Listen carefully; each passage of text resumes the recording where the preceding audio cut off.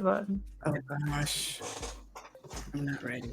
All right. In theory, we are live. Let's see. Let me go look. Let's go see. All right. Yep. There we go. All right. We are live, y'all, for our very first episode of Wired Differently. I am so excited. Woo! All right. Yes. Guys, we are changing the entrepreneurial journey, especially for neurodivergent entrepreneurs. So we're going to be going live every single week on Wednesdays at 11 o'clock, bringing together my expertise on business design, Victoria's expertise on fractional COO, specifically the human systems that allow you to scale your business, and the Melanie Branch, our fantabulous pink-haired mindset coach, to make sure you can get out of your own way to do the things that you need to do, right? So we're going to be tackling some tough topics every single week. We're going to be answering questions. So if you are joining us, pop those comments in. We will be answering questions as we go through today.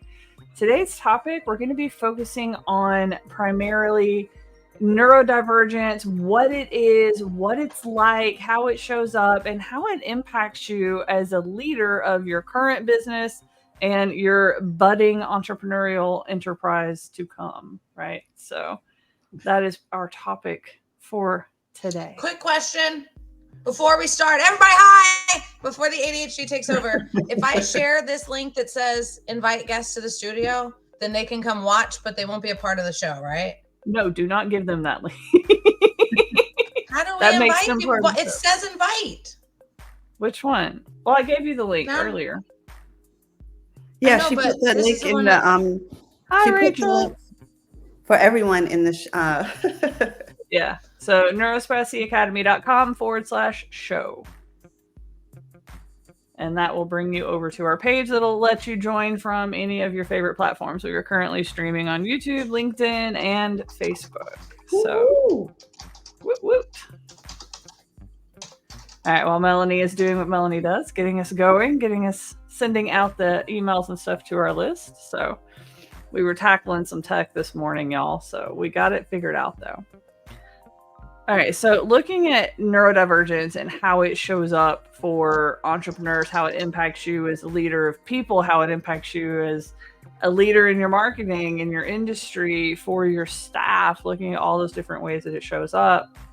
One of the biggest ones I know for me was in the executive function, right? So it's like my peers would set out their goals they were going to get done, and then they just did them, and it just worked. They're just like, I'm just going to sit down today and I'm going to do this little to-do list and it's going to be great. And then I would sit down and say, I'm going to do this little to-do list today. It's going to be great.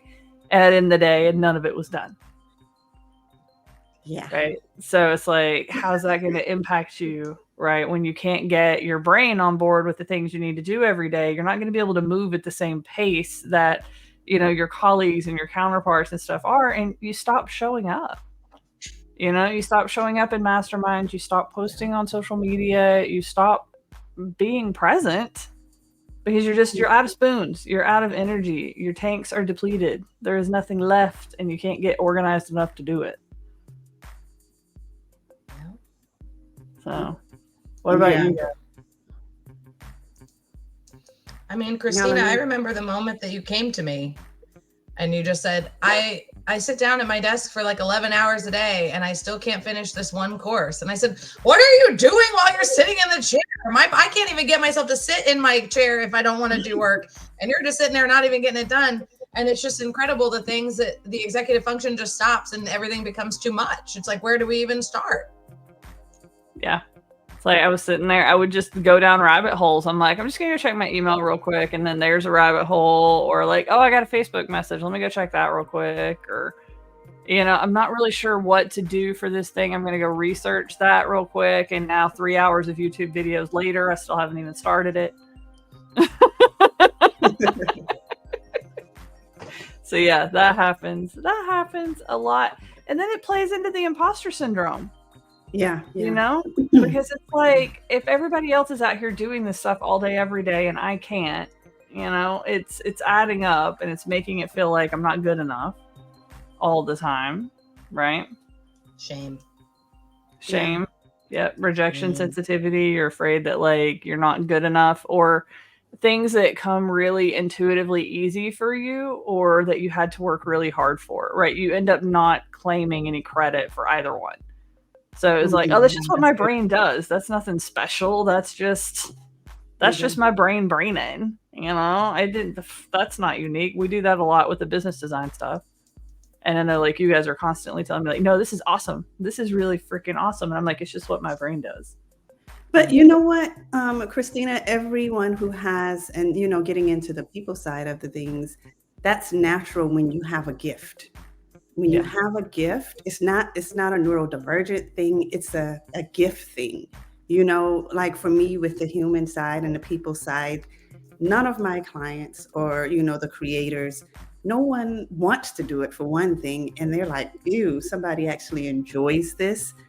And it's just second nature. I can do it without thinking, and you can do what you do without thinking. And we tend to undermine, because it's so second nature, we undermine the power of it. So coupled with the imposter syndrome and coupled with all of that, you're already minimizing the gift because it's so easy for you, not realizing for someone else that is extremely difficult.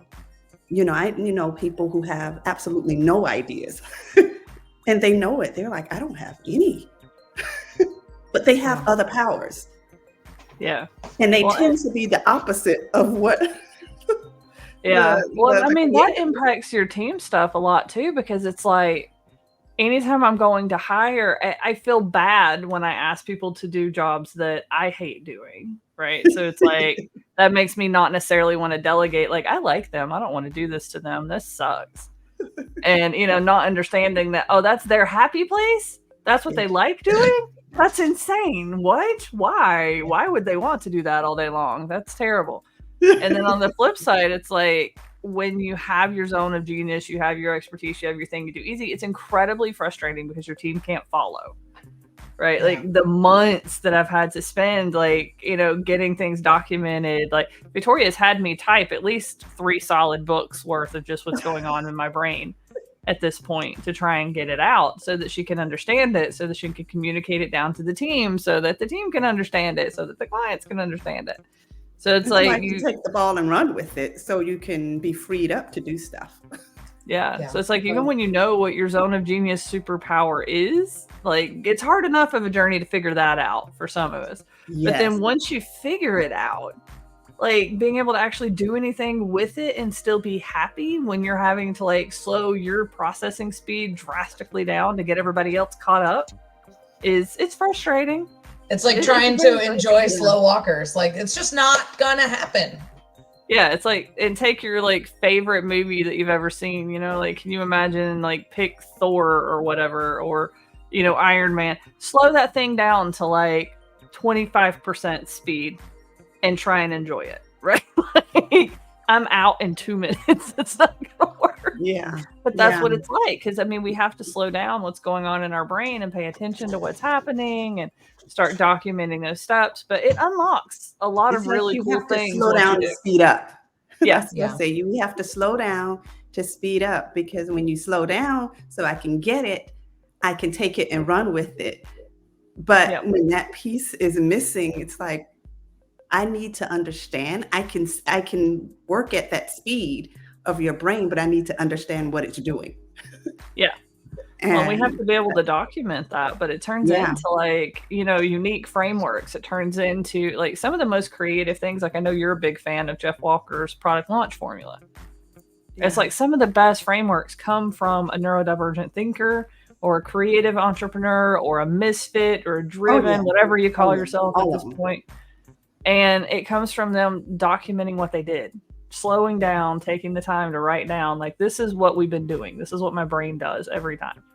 Yeah.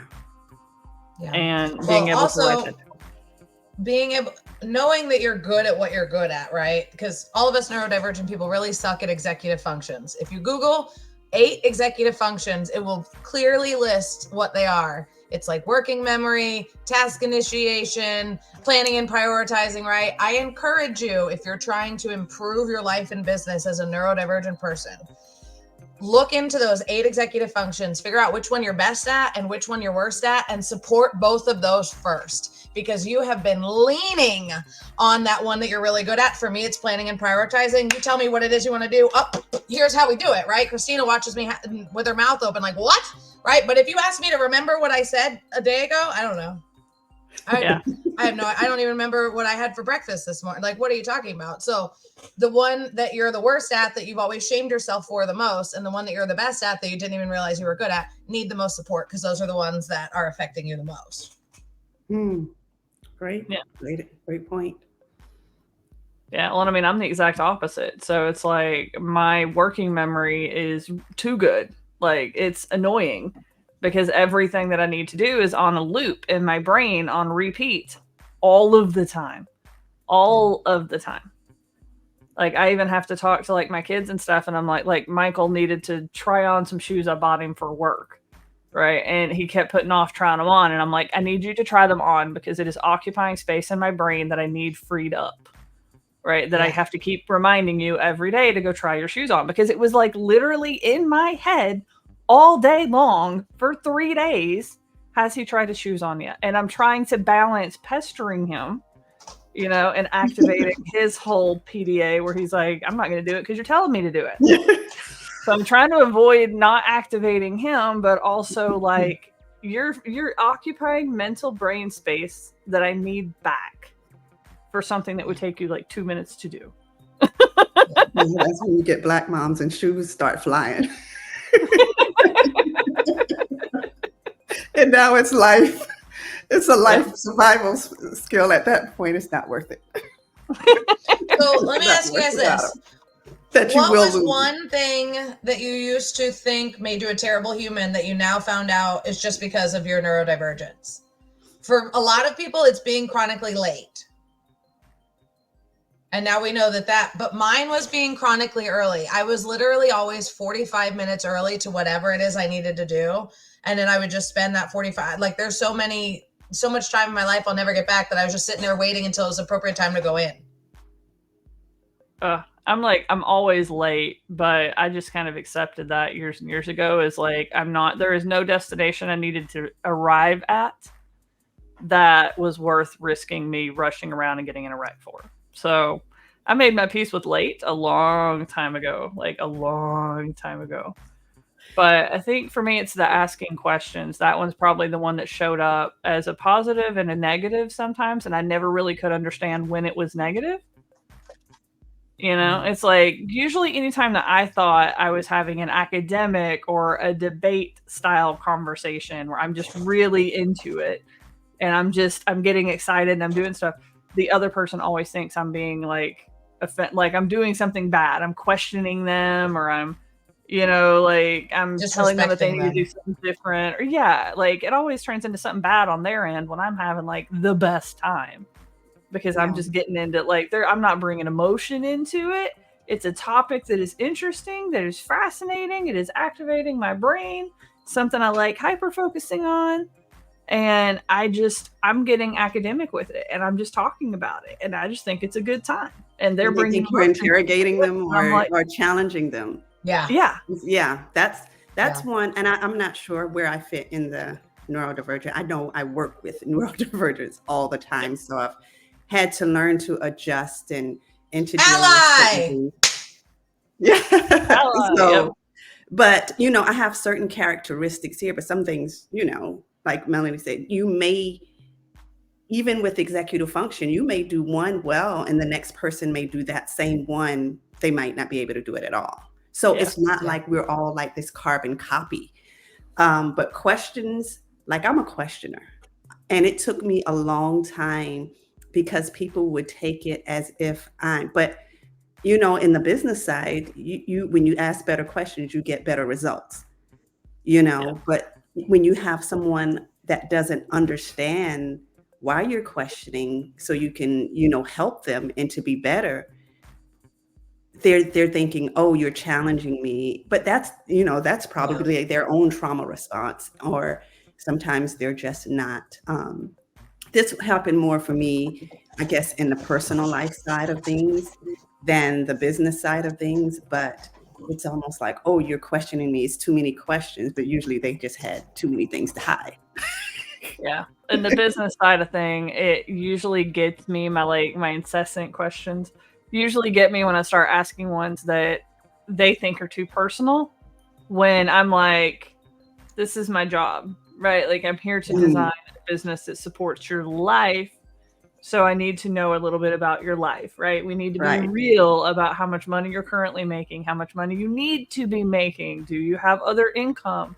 What's going on with your kids? Do you need to be more present with your children? Do you need, do we need more free time back? Do you need from like 3 to 6 p.m. every single day completely free to do homework with your children?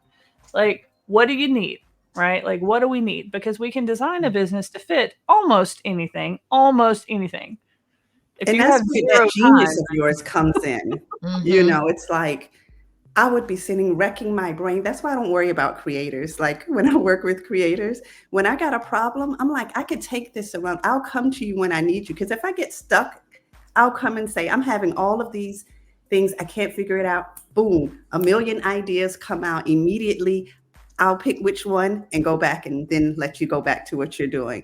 And so I'm like wrecking my brain over trying to figure stuff out. And I'm like, why? I have a whole bunch of creators in my life. All I got to do is tell them all of the challenges and all of the little nitty details, and they'll and pop out with like several. Yeah. Well, there's no shortage to ideas. Anytime you've asked me something, it's like, well, we could do this. Pick one. Tell me which one. So I don't have that planning and prioritization skill set that like Melanie has.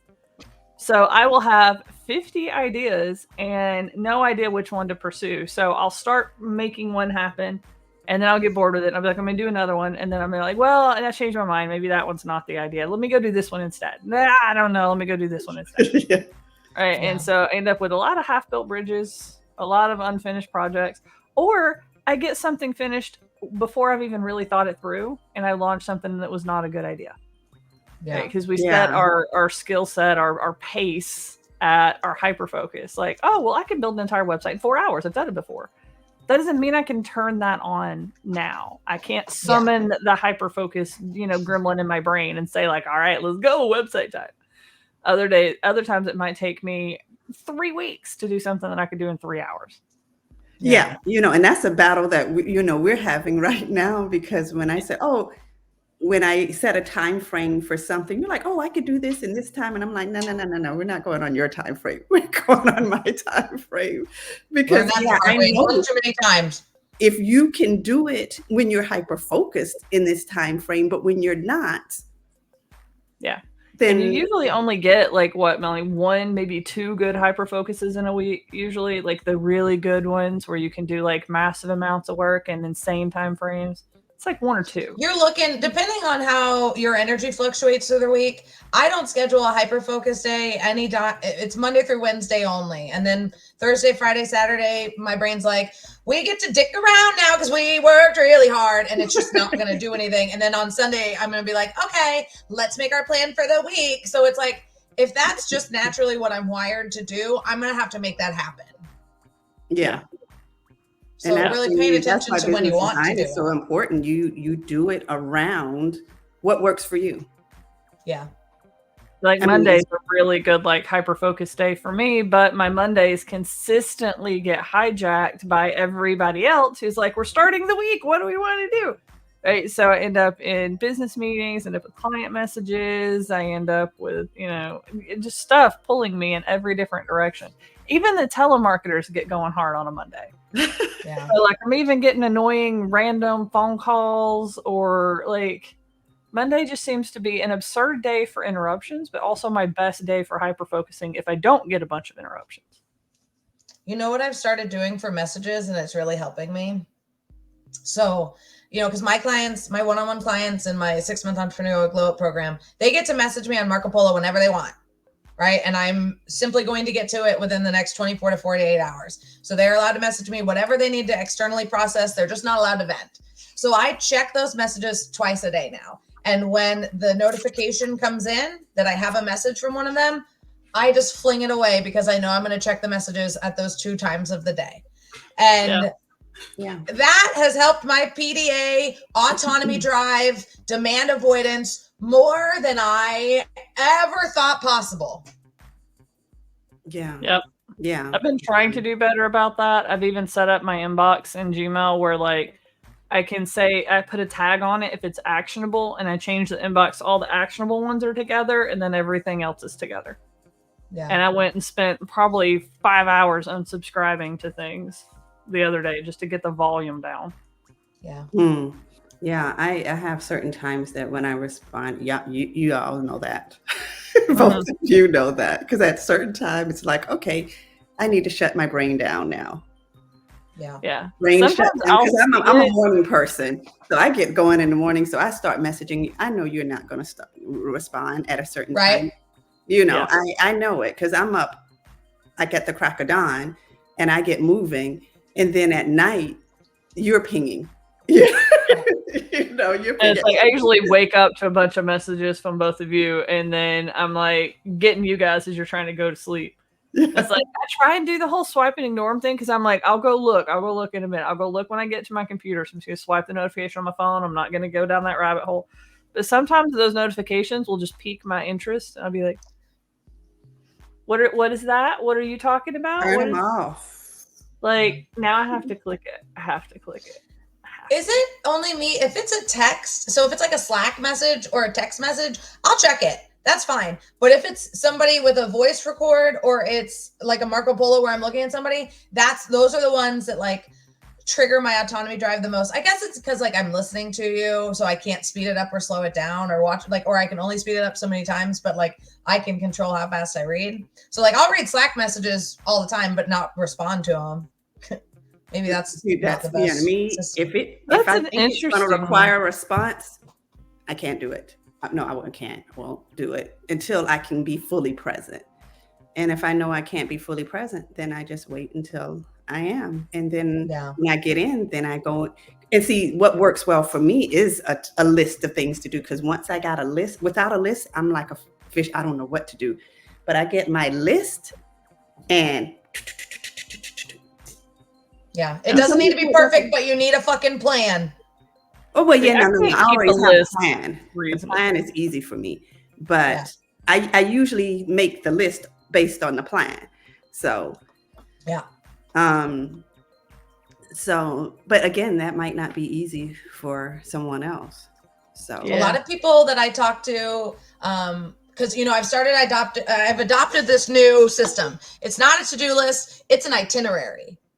Right. So the itinerary is, wake up and have breakfast between 7 and 8 and log into your emails and fart around between 8 and 9. It's just a lot more appetizing for my brain to call it an itinerary.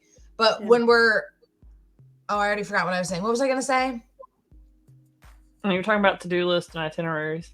Oh, people find a to-do list overwhelming, like to the point where they don't even want to like use them. The idea, like they get the ADHD paralysis because there's so much on the list. And I've never felt that way. If it's not a list, I don't know what to do. Exactly. And that's what I'm exact opposite. I love a list because if I list, I'm like, oh yeah, things is getting done today. Yeah. I like a list, but then my list spirals. Like I need another human to filter my list into what I need to actually be paying attention to. Like right now, like what is today? What is that? Because like I've been trying to make a weekly list. It's got 40 things on it and it's Wednesday. I made this Monday. And it had like 10 things on a Monday. And like here we are like Monday and it's not 40 things on it. So I don't know where. Well, you've been putting out fires too. Let's call a spade a spade. I have another client that also is a student at the academy who said, she messaged me yesterday and she's like, I'm just sick of putting out fires. And I'm like, because that can be so frustrating when you're like, okay, these are the 3 things that we're going to get accomplished today. And then your website goes down. And that takes you 2 hours to figure out and whatnot, because you're not paying attention to the time that's passing, or you look up and you go, holy crap, I've lost my entire morning to this thing and I still haven't gotten any of my stuff done. So when you're putting out fires, it's a little different. Yeah. And that's why you even make your list around that. Like you build, like I'm constantly building in buffers, even when I'm working on execution, because you have to build in those, because stuff is always going to happen. So when I increase my time frames, especially when a creator says they're going to do something in a certain time, I at least 4 times it. Because one, I know it's unrealistic for the beginning because they're creators. And then stuff happens. Stuff happens. So I would rather under promise and over deliver than over promise and under deliver. So when I'm looking at my to-do list, I would rather have 4 or 5 things on it than 30 things on it. And then you feel like crap when you didn't get them done. Yeah. And then it starts spiraling now you suck again, you know? And there is another Neuro-Spicy trait, the literal thinking. We hear phrases like that and we make them literal. The under promise, over deliver, over promise, under deliver. I've heard that I don't know how many times. I internalize that as do more work than what you promised, right? So it's like under promise, over deliver. So I want to clarify for our listeners, that is not something we advocate at the Academy because we don't want to do more. We want to do exactly what we said we're going to do. So if we told a client we're going to do ABC by date, we intend to do ABC by date. So what Victoria is saying is when it comes to the to-do list and the quality of the work and things along those lines, you do want to wow them. If you can get it done earlier, you want to get it done earlier. What you don't want to do is bundle in 5 extra things to make it valuable because you don't feel like it's valuable enough. So you don't want to say I promised you ABC, but I'm going to give you A, B, C, D, E, F. G. You know what I mean? Like I took that phrase very literal and I used to add so much extra stuff into everything that I did and I let everything go out of scope. No, it's like, well, it's important too from a consultant or a coach perspective. You don't want to tell somebody, hey, in my 6-month program, we're going to make you lose 100 pounds, right? Like, I'm not going to tell you that you're stuck in the mud right now in your mindset and I'm going to be able to fix you into becoming a person that can manifest overnight, right? Like that, when I've ever heard that saying of overpromise, underdeliver, and vice versa, it always just sounded to me like don't promise them something that's not possible. Yeah. And that's what I mean when I say it. Don't. Yeah. Or something that is, especially like in the example of time frames, because I work with almost all neurodivergents or all creators, I know that part of their brain is there's no gauge. Like when it comes to time, energy, and resources, it's always on the extremely optimistic side. Oh, I can do that in 5 minutes. Well, then you look at it at the end of the day and it's still not done.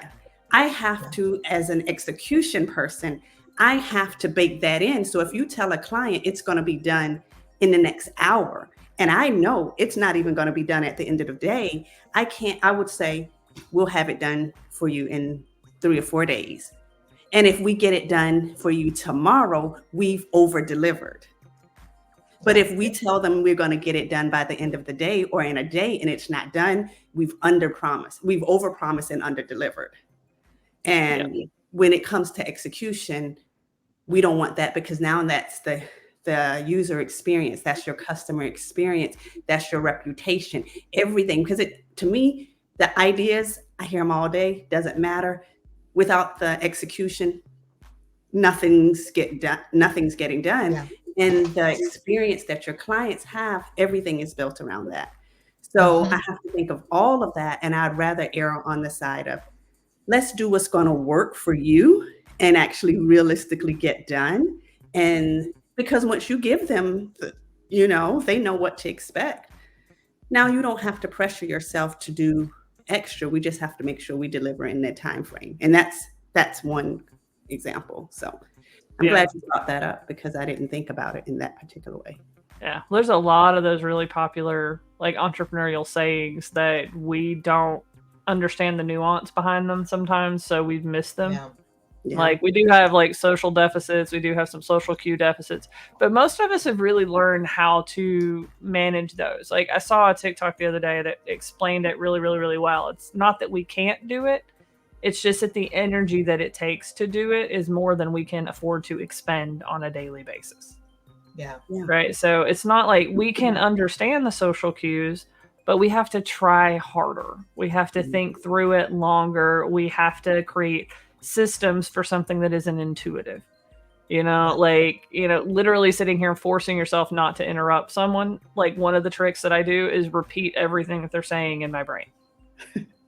Because, like, otherwise I have an idea and I want to interrupt you, and I don't need to interrupt you because interrupting you is rude. So I've got all these other tactics I'm employing, like fidgeting or, repeating what you're saying in my brain so that I can wait until you finish your thought to say my thought, or writing my thought down, right? So we have to have these systems to do the same things that neurotypicals can do without really trying. Right. And, when it comes to time, that is one that most of us have to have a ton of systems for. Like, even estimating how long a project's going to take, it depends on our energy level. It depends on whether we can activate hyperfocus or not. It depends on if we have interruptions or not. But we also just have time blindness in general. Like, I will lose track of how long it is in a meeting or how long I've been doing something. So, like, I have an ultra wide monitor. My time is over on the very side. So, like, I have to see the time, I have to do this. Well, that I'm not going to remember to do that a bunch during the day. So I have another little clock that just sits right under my monitor in the middle, right? So we have systems for that kind of stuff. When it comes to estimating, we see either everything or nothing. So we either see every single step that it's going to take, and we're trying to estimate, okay, well, there's 2 minutes there, 3 minutes there, 7 minutes here, 5 minutes there, 30 minutes there. We see all of it. And now we have created an algebra book worth of trying to figure out how much time this thing's going to take. Or we skip all the basic stuff like you were talking about. Like, how long is it going to take for somebody else to review it? Or like, well, it would take me 10 minutes to review it because I'm good at reviewing, like a blog article, for example. I read insanely fast. That is like 10, 15 minutes. I'll read it, fix it, we're done. But for another human, they're going to spend, like, I had somebody one time that spent about 3 hours editing a blog article. I'm like, where's your time going? What is happening? Why does that take 3 hours? And that's something I have to think about when it's a team, because I know not everyone operates at the same level. And so I have to, like, okay, this one is going to be a lot slower than this one. And all of this is happening simultaneously in my head. Yeah. So that is like, okay, when I ask a question, it usually it's loaded with the whole thing, because I'm not just asking you what I'm asking you. I'm asking you because I'm fitting it into my process of how we're going to get this thing in a certain amount of time, knowing that you're not the only element in the puzzle, and I have to account for what works for people and their brains. And, when you have 10 people in a team now, you have to manage all of that in your head. And that's, to me, it's easier than most people. Yeah. But I couldn't do what you do at all. See, to me, that is so hard, because I'm trying to manage all of the different aspects of all the things that I'm not great at managing. But I'm also trying to manage the social aspects, which is very draining. Like, I don't want to be like, I'm their leader, not their best friend, but I care about them and I'm empathetic and I want to get to know them. But also, if I get to know them too much, now I can't lead them the right way, because now I'm going to be their friend, because we don't have a middle ground as Neuro-Spicies. They're either our bestest friend in the whole wide world or we don't like them. We make friends very easy with the right people, and we end up hiring a lot of neurodiverse hires. Yeah. It's who we get along with. It's who we connect with. It's who our brain meets and goes, I like you. You're like me. And, we end up hiring a bunch of people with our same deficits instead of filling in our strengths. Neurotypical, everyone does it. Yeah. That's part of the hiring issue, because when you interview someone and you're like really vibing, you realize after a while, like, wait a minute, you're suck at the same things I suck at. But you were not hiring. And it probably goes back to what you said before, like, I want somebody to do this. I don't want to do it.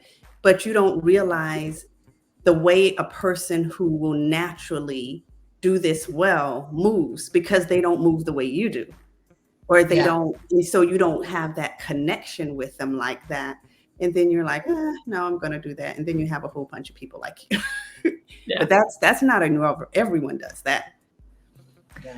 Everyone does it, but I think, like, where it kind of bites neurodivergent people in the ass a little bit is, like, we make instant friends with others, especially with autism. So, like, with autism especially, we make instant friends with somebody whose brain thinks like ours, because we get understood. We feel understood. We feel seen. and we make connections a lot faster. Like they've done some studies with like that telephone game when we were kids, you know, where they would put you in a circle and you would whisper and they would be like, I like peanut butter jelly sandwiches. And then it would go around the circle. And on the other side, it would be like, I murder puppies. And it's like, what happened? Like, how did it do that? If they do the exact same thing, but it's all autistic people in the circle, then it'll be like, I like peanut butter jelly sandwiches. And it'll be like, I like jelly and peanut butter sandwiches, right? It'll be almost the same.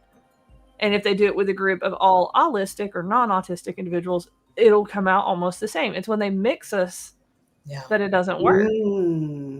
There was a really funny TikTok that a girl did where she was like looking at a doctor and talking, and the doctor's like, so yeah, you've been autistic your whole life. Sorry for this late diagnosis, la la la la. Were there ever, there were never any signs, huh? Like just being like, oh, what the medical establishment does to us. Like, oh, there was never any signs. And then she cuts to every mean girl she's ever ran into in her entire life, knowing that she was autistic, because it's so true. We didn't see it in ourselves necessarily or have the language to understand it, let alone get a diagnosis. But those mean girls knew there was something off about us and knew they could prey on us in all sorts of passive aggressive ways. That's the one thing. I've always understood sarcasm, but I never understood passive aggressive. And that would be like the backhanded compliments that I would process a few weeks later and go, she was not being nice to me when she said that. Oh my God, right? Like, so that the major disconnect with communication, and there's a theory biologically that if you notice with all of our masking faces, your eyebrows go up. There is a theory that the reason a lot of allistics can see us or spot us is because we have relaxed eyelids a lot. So when we're not masking, our eyes aren't super open. We're very sensitive to light. A lot of us too.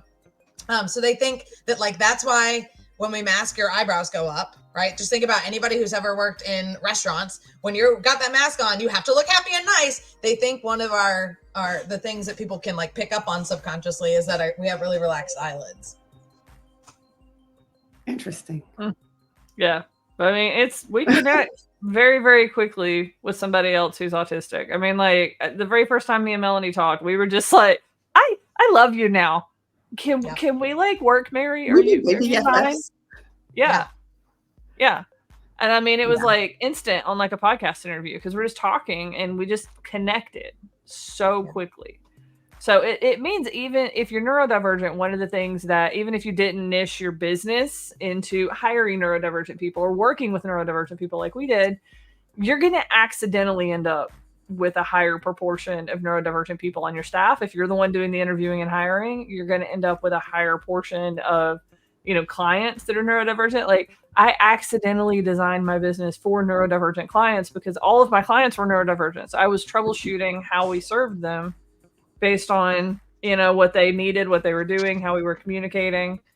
And it's just like, I'll have clients that buy stuff from me that don't even know what they bought because they just connected with me and they're like, I like you and I don't know what we're doing, but like, I know I want you to do it for me.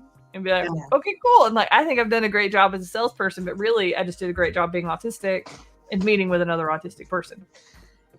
So let me throw some questions in here for someone who might not know, because neurodivergent is not just one thing.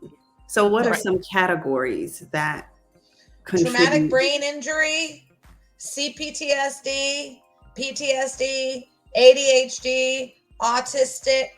Those are the 5 that stay in the top of my brain. And there is some conversation around bipolar, BPD, that sort of stuff being neurodivergent too. But if you're going to get super technical with like DSM language, I don't want to play because I think the DSM is cruel and it's the only way that we can diagnose people is based on how much they interrupt the status quo and, capitalism. So I don't really give a fuck what the DSM says. I think neurodiverse is just you understand you're not neurotypical and that the rules that we're supposed to live by don't actually work for us. Yeah. Like, and anything like you said, just my brain like is like ADHD, when you just process things. Like one of my best friends, time is a major issue for her. So if we say, okay, we'll get meeting at 6:00. Now we know her, we know she's going to be late. We're okay with it. Mm-hmm. Don't worry about it. We already know you're going to be late. We account for it. We don't care. But she's like, I don't see time the way everyone else sees time. And if she feels held to a particular time, the anxiety kicks in and all of that stuff. And we're just like, dude, it's okay. It's just the party. Show up when you can show up. And it's okay. We know this. We love you. We got you. Just show up when you feel like showing up. Yeah. But if she feels stressed about showing up and being on time, oh man, the anxiety. That makes it worse. Yeah, and she puts it on herself. We don't do it because we've known her for 25 years. It's trauma. I mean, how much of your life do you get in trouble for being late to everything? Yeah. And that's like, you get known as the person who's late for everything, and you're like, that's not who I am. That's not me. I don't identify as somebody who's late to everything. Even though I am late to everything, that's not me, right? It's a trait that everybody knows me for that I don't want to be known for. I want to change that, but it's impossible. It's next to impossible. Not impossible, but changing it would cause more stress than not, right? Like trying to show up early and stuff like that. And I think the biggest commonality that we see, no matter what the label is, right? And the labels change. Like I was told I was narcoleptic. Now we've come to find out that it's POTS and neurodivergent burnout, right? It's ADHD autistic burnout. And it presented like freaking narcolepsy with cataplexy attacks, right? But we didn't know that. So the labels change as you get to know yourself. But the one thing that I've seen kind of stay the same amongst all of us is we talk about our brain like this third party that is out to get us. Right? Like when you start, like as you learn you're neurodivergent and as you start adjusting, overcoming the grief of the life that could have been had somebody have paid attention to you younger, right? You start getting through all of that. What you start doing is divorcing who you are from what your brain does. So it's not like I am somebody who's late. It's like my brain just was not watching the clock. Yeah. Right? Your brain becomes the villain in your story, not you. So we hear us talk about our brain in the third person a lot of times instead of I am this. Yeah. There's a good saying that goes around in the therapy realm that is, if you were lazy, you'd be enjoying yourself. You can pretty much count on the fact that you just got crappy executive function, buddy. Right? Because I don't even let people use the word lazy around me because I think it's like the word perfect. It doesn't describe anything that actually happens. Yeah. Yeah. There's nothing perfect on this planet, and there's nobody that's actually lazy because we all have some sort of internal drive that we've been conditioned to not listen to and to disconnect from. So everybody just has a different sense of time. There's one creator, the cute couple that are British to talk about ADHD on social media. I don't know why I can't think of their names. But they have a podcast and they were talking about how if he says we have 5 minutes to leave, her brain just processes it as like an hour, right? But if he says they have 300 seconds or however many seconds it is in 5 minutes, she goes and like goes and runs and like gets everything done because that's the only way it registers in her brain. And it's like, if that's what works, like my husband knows that I think everything takes 20 minutes, but I have no idea what 20 minutes actually is, like how to experience it. But yet I can press preheat on the oven and be right there, right when it goes beep, beep, beep, because it's preheated. Like I have a sixth sense with my oven, but I have no idea what 20 minutes is. So he just speaks to me in time frames that I get. Yeah. So, I mean, that's true. If I'm cooking, I'm like on top of all of it. I know exactly how long all of it takes. Some things I have even like time. Like I know like when it's time to refill my pill containers, that is about 11 minutes. That's just how, because I have like timed it. And I know, and I can add it up. I can tell like somebody I'm leaving to go to the grocery store, and I can tell you exactly when I'm going to get back. Like exactly. No matter how many stops I got to do, I know which stores I'm going to. Like I got that down. But if you ask me how long it's going to take me to write a blog article, it's going to take 30 minutes or 4 hours. I don't know. Yeah. If you tell me it'll be 11 minutes until your food comes, I'll go, I don't know how to gate. I don't know. 11 minutes where I'm just sitting, I would feel like 4 hours for me. Like but if you're doing something that's associated with it, then I know how long that is. And that was being late on freaking everything and not being able to know how long anything was. I started getting obsessed with how long things take. Yeah. And, on one hand, it helped in some ways because I was like, well, loading the dishwasher. The sink is so full of dirty dishes, and I have to put that whole big dishwasher away, and which takes it's 3 gonna minutes. take forever. Yeah, and then like I'm just gonna time myself because I don't think this takes as long as I think it takes. Like in my mind, that is like a 2-hour job. Like my whole day is gone if I have to deal with the dishwasher. It's just impossible. 3 minutes. But, yeah, for me, it's about 4 to 5, depending on where the dishes need to go. Right, but it's completely unloaded, reloaded, turned on, and I'm going about my day in 5 minutes. It's like, why have I been putting that off for 3 days? Yeah, because it's so boring. It's a low return activity. Yeah, it's the boring task. The boredom. That's the one word all of my creators they loathe. Like they will shut a whole business down that's making tons of money because they get bored. Yeah. So, I've done that multiple times over. Multiple times boredom over. is like the Achilles heel for every creator or whatever. And it's like, if it's and it's making money, it's going down. I don't care. I'll start something. Well, and it has to get boring before it makes money, right? That's the thing. Sort of what like I factor in as a business designer is like, we have to allow for the creator to keep creating, right, and let the business get boring, right? The business must get boring.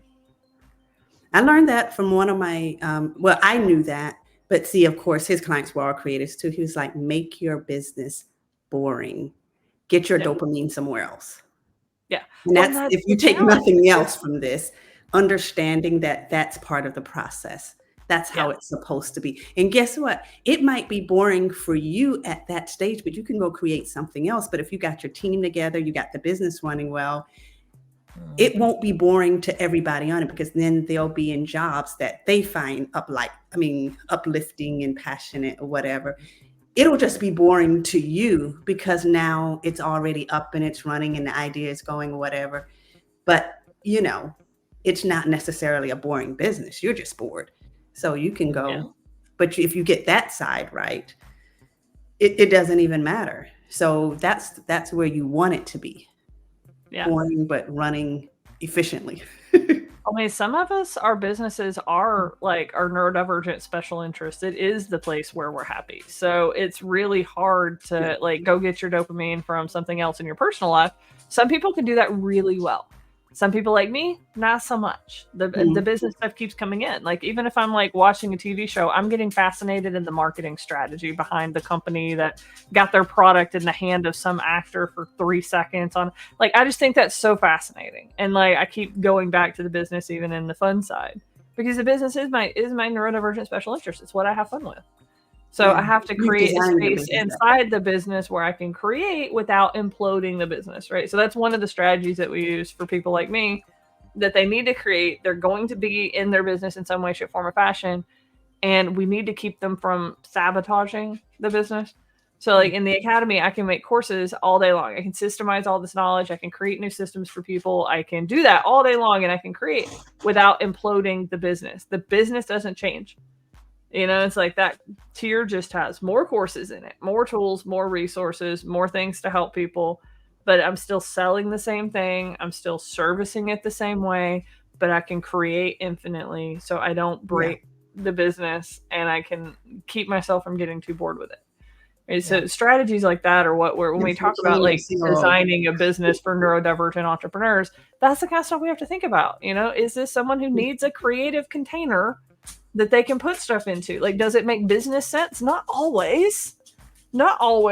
Sometimes it's a safe place. It's just, you can go over here and create, and you're going to be okay. And then we'll upsell these other things that'll make you wildly profitable, and we can build a team around those things, and you're fine.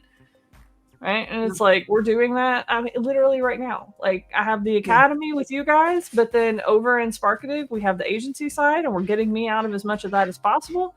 We have the SaaS company side. We're getting me out of that as much as possible, right? Even the consultancy side, my goal is to get me out of that as much as possible. It's like, how do you get yourself out of being a consultant when you're, a consultant?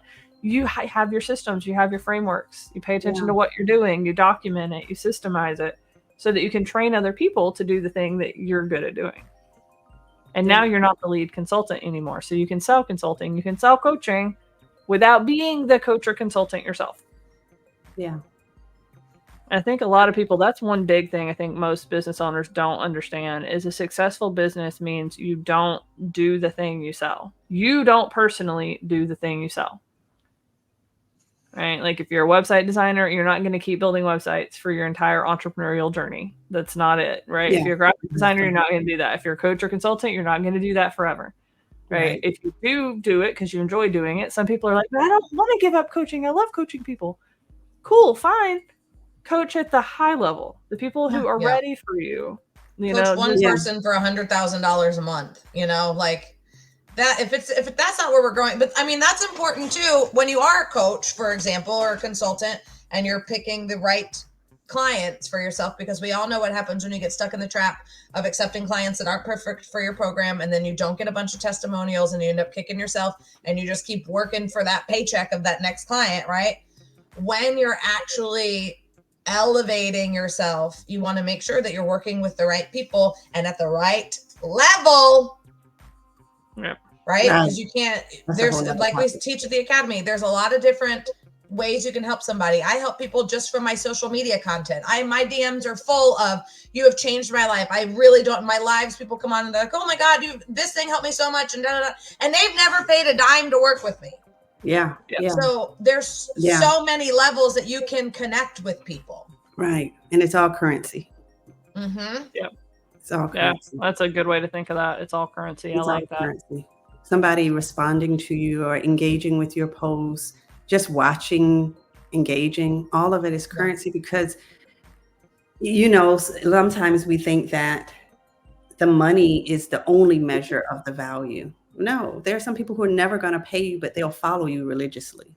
Yeah. And that's fine because you're still impacting their lives in a positive way and it's coming back.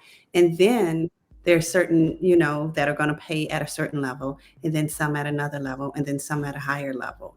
And that's the way it's supposed to be. But the impact itself can be infinite. Yeah. Testimonials come in many forms. Yeah.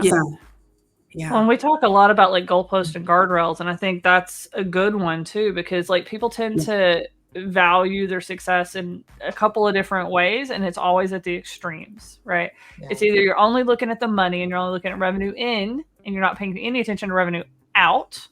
So you're not actually measuring profit. You're measuring, oh, well, I made $5,000 this month, but I spent $7,000, right? So if like all you're looking at is the 5, that 7's going to come and bite you. Yeah. Right. Or likewise, they're just looking at their expenses and not looking at their income. And it's like, if you try and keep your expenses too minimal and you don't hire and you don't invest in tools that give you more leverage, right? Then you actually need to let your expenses grow a little bit in order to create the leverage that you need in order to create the revenue. Or they go to the other extreme, which is not paying attention to their money at all and only paying attention to vanity metrics or ego metrics, right? Like, oh, well, I went live and I had, 100 people come and check on but I'm not making any sales, right? Or I posted and it went viral and that was so cool and that was awesome and I had a viral post, but even Melanie can tell you she had a viral post, she took it down.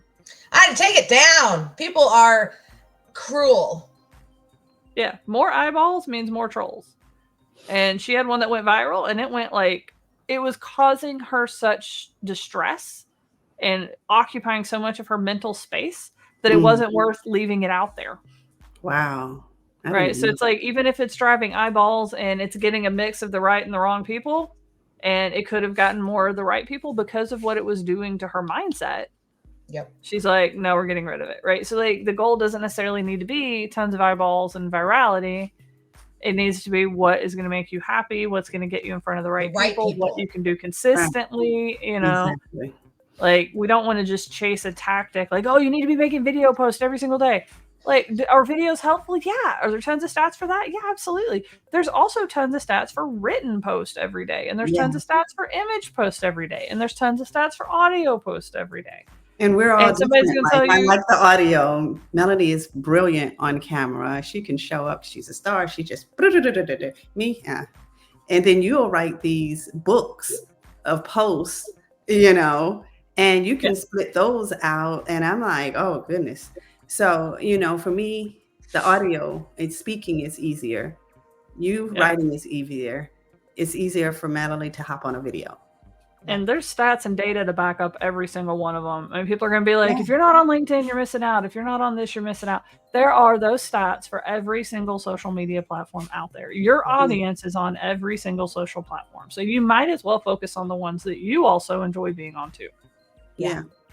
And I was talking about that on my live today. I said, listen, guys, I want you all to follow the Neuro-Spicy Academy on YouTube and LinkedIn and Facebook and all that. And you can follow me on Facebook too. Just know that I feel like Facebook is the doctor's office waiting room of social media. And I simply can't bring myself to spend any time there. So if you want to catch me over on Instagram, which is Facebook's hot sister, I'll be there. I can deal with that place, but I just can't bring myself. Every time I try and go on Facebook to just be like, oh, maybe I have notifications, I read one thing and I go, I gotta get out of here, guys. This fluorescent lighting and this mean lady behind the counter is just too much for me. I gotta go. I can't be here. And some people hate other I'm kind of platforms. like that with Instagram. Like I just don't get Instagram. I don't like it. Most of the time it's just nothing but ads and just, I don't know. My Instagram is not a happy place for me, but I like hanging out on Facebook. I've got a lot of friends on Facebook, a lot of peers on Facebook. I like catching their content. I like engaging.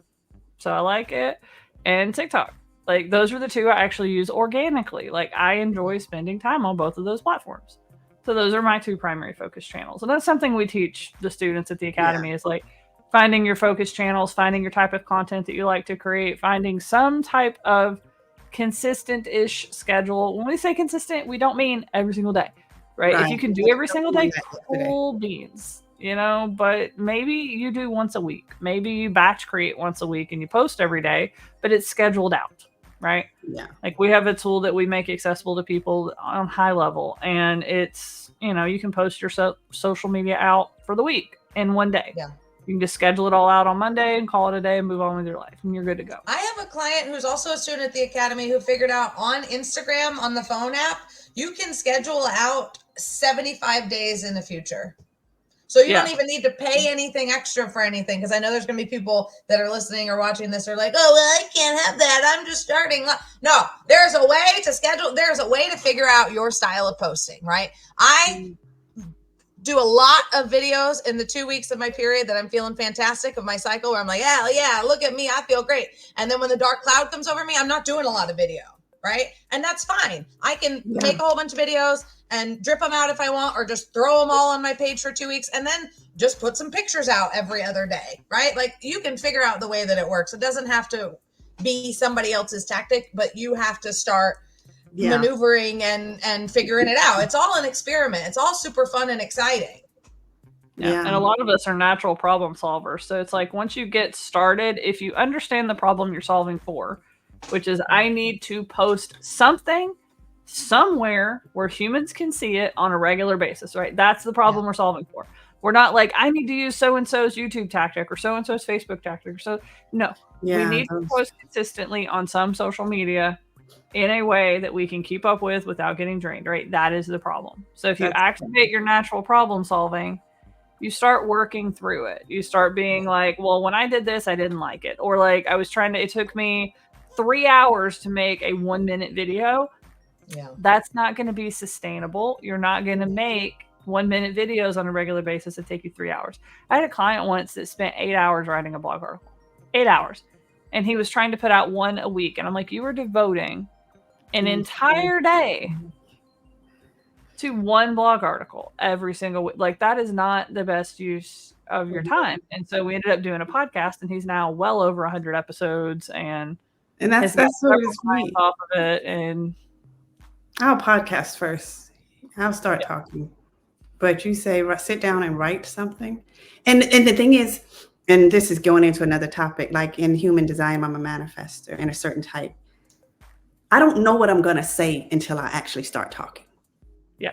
Talk about frustrating. Yeah. I have to start talking to know what I'm going to say, and it comes out. So writing doesn't work because I'm not talking. Oh, yeah. Yeah. So, and I mean, there's things you can do like voice typing and things like that, but nowadays it is so much easier, especially in this world of AI. Y'all are, anybody's launching a business right now. I'm so jealous because I've had mine for like 17 years now. Like I was convincing people the internet wasn't going anywhere and you needed to have a website when I got started, right? Y'all are launching businesses in this world of AI. You can sit here and record whatever you want, video, voice, whatever, and then you can hand it over to different tools. Like I'm using Blaze AI right now, and I'm loving it. I'm loving it so much. You can just take the transcript, hand it in. YouTube will give you your transcript for free. YouTube will just do all the little captions for you, and you can. There's little tools that'll pull them all out and let you copy paste them. You know, and then you're just done. It's amazing. So it's like you can create content in whatever format you can create it in with the least amount of stress. And then you can either repurpose it or you can pay someone to repurpose it. You can get somebody for $5-6 an hour in a third world country to just turn your content into a different format. Like take this and make a video, take this and make some images, take this and make an infographic, take this and make a blog article, take this and, you know, whatever, and repurpose it either with AI or humans powered by AI. And make whatever you need. So focus on what makes you happy, what you can do consistently. Oh, we've been talking for an hour, y'all. That was our first hour-long show. I'm like in love with it. First episode. You see, we love each other. Yep. We're all different and wired differently, but we're all. Yep. Full circle. It came full circle. Yeah. Yep. Yeah, everybody's wired and a little bit. It's nothing like working with people that you vibe with, and you can be your unique, authentic self and grow into your greatness in that space. Oh, I've gotten spoiled at the academy now, like being in a room full of neurodivergent people whose brains work like mine works, and we don't have to mask. And it is fantastic. Like, you know, you're in a room full of neurodivergent people when the echolalia kicks in. One of us will just be there and just be like, boop. And they'll just hear boop, boop, boop, boop, boop, boop. My favorite is when I have my house music going in the background and I forget which mic I have, because I have one mic that you guys can hear me in my kitchen. It's insane. And it's the computer. It doesn't make any sense. And then I have like the real professional mic where you guys can't hear any of my background noise. So I'll put on this mic and everybody can hear the music, and I'll just watch everybody where they are typing and stuff, and all their heads are going, or they're like walking by and there's a little bit of dancing. And I'm like, listen, guys, I tell you what, productivity comes in many forms, but house music is pretty consistent across the board for everybody. Yeah. Different types of house music for different people. Yeah. Like I've been playing classical dubstep right now, and that is fantastic. Oh yeah. That does not shock me at all. Yeah, it's like Beethoven with that house boom, boom, boom. I don't know what that is. Yeah. Oh, I'm listening to like classical string and piano music, but people have gone through and like given it that like club, just like boom, boom, boom, boom vibe, like to the classical music. So like I'm a band nerd at heart, so that's been fantastic. I played the tuba in marching band. Of course, I'm only listening for the bass line in music. Are you kidding me? I played like 8 or 9 different instruments at one time, but my main instrument was a tenor saxophone. Oh, no, I couldn't woodwind for my life. Yep. No. I couldn't get a sound out of any of those ones. I played the flute. Yeah, I did. I learned the flute in about 2 months and got first chair for a performance on the flute at a Christmas concert one time. Wow. So I just, the flute was interesting, but I still liked my saxophone better. So. Yeah. Well, the flute, I ended up loving it once I got it, but I didn't want to play flute. I was given a flute and my parents didn't want to buy me another instrument. So flute it was. I wanted to be on the band, and someone gave me a flute and my parents were like, well, you're playing flute. So that's where it came from. I ended up loving it, but it wasn't the choice that I would have chosen for myself. But I got my hands on my tenor saxophone, and there was no going back. They tried me on a couple different instruments, and as soon as I tried that one, it was like, whoa! I was like playing scales in the band room my first time on it. Wow! And just ran with it after that. Yeah, so I could see that with both of you. Yeah. Isn't it funny? Like the instrument. Well, I don't know. The tuba, I can see the tuba. I can see Melanie with the tuba. I can just see her just like chasing people around on like the, boom. What? but I can definitely see the trooper. Yeah. It's so funny. Like we're all so different, but the same. Yeah. We have similar goals, and like being around people who have the same goals for you is amazing. It's clarifying. I think it's probably one of the things that makes the Academy a little bit more different than other masterminds and stuff I've been in, because a lot of other masterminds, there is no kind of unifying goal or thread, right? Like I was in one and they had courses and stuff and lots of really good names, great, amazing people, but it was a bunch of disconnected courses. There was no path. There was no roadmap. There was no, we're all heading the same direction and we're doing kind of ish the same things, but in our own unique ways. And we've created that at the Academy. My blueprint gave a really solid foundation that you guys have been able to come around and be like, okay, this is where we're all going. We're all trying to launch a focus product. Cool. What's going to get in your way? Oh, well, you're going to have to get yourself off the line for staffing that focus product so that you're not the main one doing it. Victoria's going to tell you how to do that, right? You have to get your brain in the leadership mode so that you can do what you need to do to be able to market that product, be able to sell that product, to deliver that product. And there's a lot of mindset gremlins that are going to pop up. If you're doing all that, Melanie's got you covered for all the mindset gremlins, right? That's that unifying path. We're all on a journey. We're all kind of making some of the same stops in our own unique ways. Like we're stopping for lunch, but we're not all eating the same sandwich. Yeah. But we're heading to the same journey for the picnic, you know?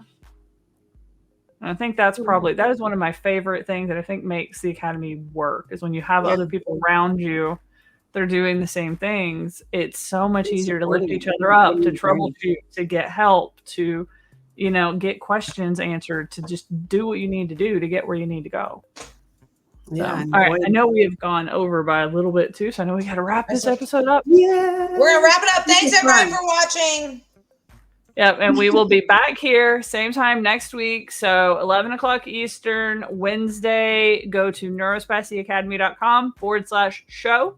I'm going to be updating some of our tech over there so you can subscribe and all that good stuff and get notified when we're going live, because I know how some of us can forget to do things. So I'm going to be getting that added to the website later today. So make sure you go check that out. In the meantime, this was amazing. Yes, and this was so much fun. Next week, guys. Bye.